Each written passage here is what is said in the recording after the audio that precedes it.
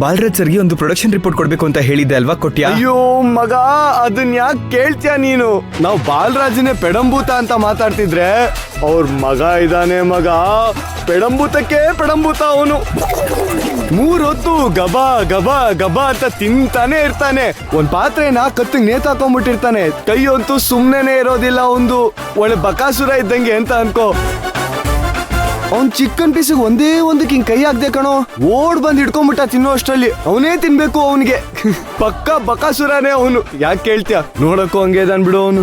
ಅಲ್ಲ, ನಾನ್ ಕೇಳಿದ್ದೇನು, ನೀನ್ ಹೇಳ್ತಾ ಇರೋದೇನು? ಆಯ್ತು ಬಿಡಪ್ಪ, ಏನ್ ರಿಪೋರ್ಟ್ ತಾನೆ ಕೊಟ್ಬಿಟ್ಟು ಬಂದಿದ್ದೀನಿ. ಅವ್ರ ಮನೆಗೆ ಹೋದೆ ಅಂದಾಗ್ಲೇ ಅರ್ಥ ಮಾಡ್ಕೋಬೇಕು ತಾನೆ ನೀನು.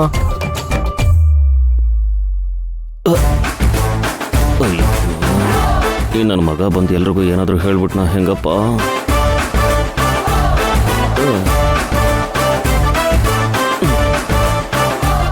Good morning sir.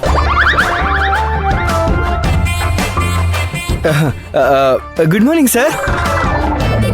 ಏನ್ ಧ್ರುವ, ನಿಮ್ಮ ಅಮ್ಮಂಗ್ ತಲೆಗೆ ಏಟ್ ಬಿದ್ದು ಹಾಸ್ಪಿಟ್ಲಲ್ಲಿದ್ರು, 2 ದಿನ ಕೆಲ್ಸಕ್ಕೆ ಬಂದ್ಬಿಟ್ಟಿದ್ಯಾ? ಸರ್, ಏನ್ ನಿಮ್ ಮಾತಿನ ಅರ್ಥ?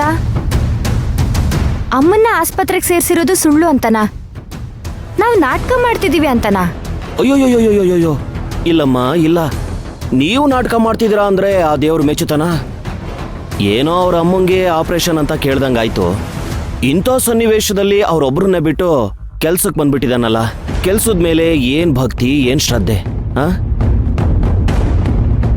ತಾಯಿಗಿಂತ ಕೆಲ್ಸದ ಮೇಲೆ ಹೆಚ್ಚು ಗೌರವ ಕೊಡ್ತಾನಲ್ಲ ಅಂತ ಹೇಳ್ದೆ.